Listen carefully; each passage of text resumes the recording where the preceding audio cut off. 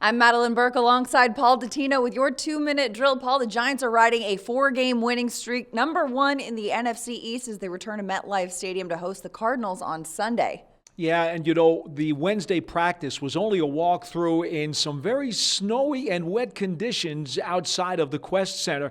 But I will tell you this, Daniel Jones is still optimistic about his chances of playing despite that hamstring issue. Now, whether or not he does, he understands that Budda Baker and the Cardinals defense will be ready.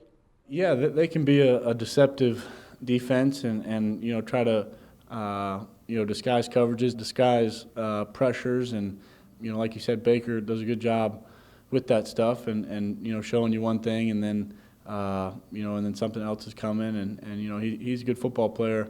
Now understand this, the Cardinals D, they can be stingy, Madelyn. They are top 4 in NFL red zone defense. The Giants need to make sure they get 7s instead of 3s. Well, the Cardinals won't have the only stingy defense on the field on Sunday. The Giants defense has been playing pretty well lately as well. In the last 4 games, they're leading the league in takeaways. Logan Ryan says part of the strength of this defense is the coordinator, Patrick Graham, and his creativity.